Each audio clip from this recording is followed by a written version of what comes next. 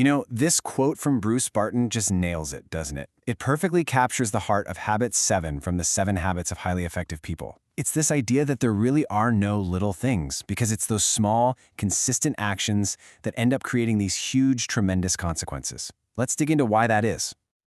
I mean, have you ever had that feeling? You're on this hamster wheel, just running faster and faster, but you're not actually getting anywhere. You're putting in more hours, more effort, but your results are actually going down. You just end up completely exhausted, burnt out, and your effectiveness just plummets. So what is going on there? Well, to answer that, Covey tells this absolutely brilliant story. Imagine you're walking through the woods, and you come across someone just frantically sawing away at a tree. They look completely worn out, they're sweating, and honestly, they're not making much progress at all.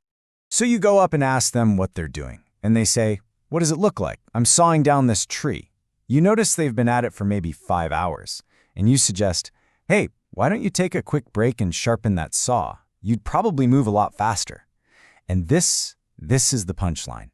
He looks at you annoyed and says, "I don't have time to sharpen the saw. I'm too busy sawing." And boom, right there. That simple, totally illogical response is the exact problem that Habit 7 is built to solve. Sharpen the saw is all about taking the time for self-renewal.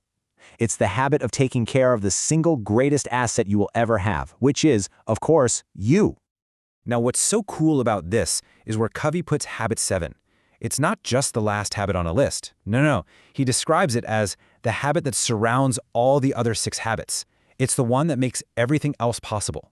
You take this one away, and the whole system just falls apart. At the end of the day, you are the instrument. You're the tool that gets everything done. So think about it. If your tool, your mind, your body, your spirit, if that tool is dull, how can you possibly expect to be effective?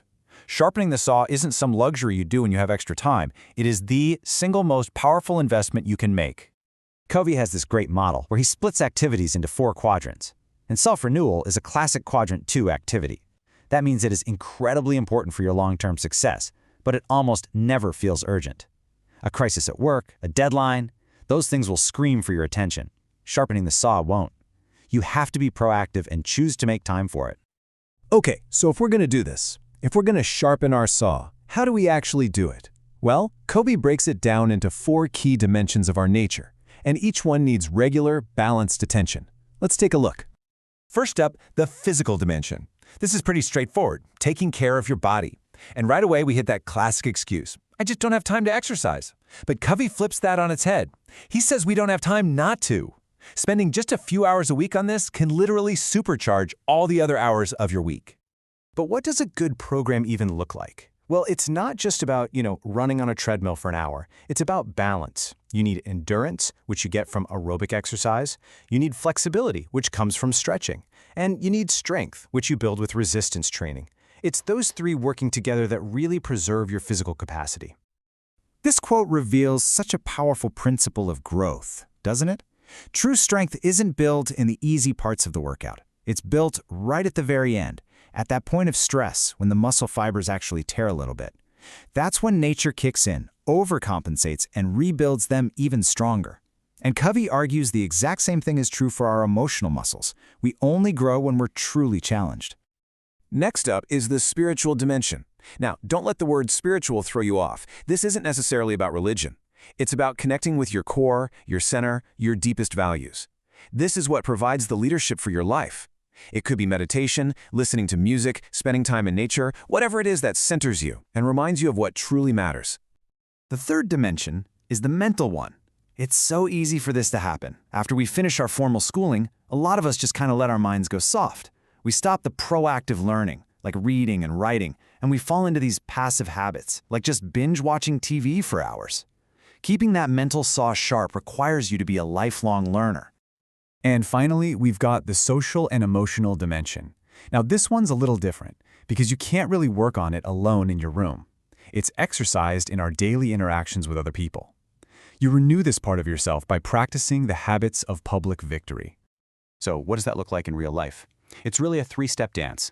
You start by genuinely committing to a win-win solution. You both have to feel good about the outcome. Step 2, you have to seek to understand the other person first, listening with real empathy. And only after you've done that can you move to step 3, working together to create a brand new, better solution that neither of you could have thought of on your own. But here is where the real magic happens. None of these 4 dimensions exist on their own little islands. They are all deeply connected. When you invest in one area, you create this incredible ripple effect that strengthens all of the others. This synergy is just so powerful. Think about it. When you take care of your physical body, you're building the self-awareness and willpower you need for habit 1, being proactive. When you connect to your spiritual core, you're getting clear on the values that guide your end in mind, which is habit 2. A sharp mind helps you plan and prioritize for habit 3. Each one feeds the others, creating this amazing upward cycle of growth. So this all boils down to one incredibly powerful, actionable idea. Covey calls it the daily private victory. It is a simple commitment to spend just 1 hour a day, that's it, 1 hour, working on renewing those first 3 dimensions, the physical, the spiritual, and the mental. He argues there's no other single hour in your day that can give you a better return on your entire life. And when you make this consistent investment, you don't just maintain your effectiveness. You don't just stay where you are.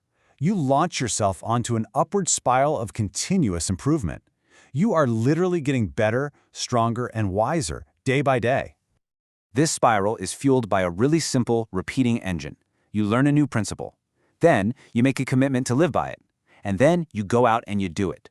And as you keep repeating that cycle, learn, commit, do, on higher and higher levels, you just keep achieving new levels of effectiveness you didn't think were possible. So, let's end with a question just for you. Let's forget about some huge, life-altering plan for a moment.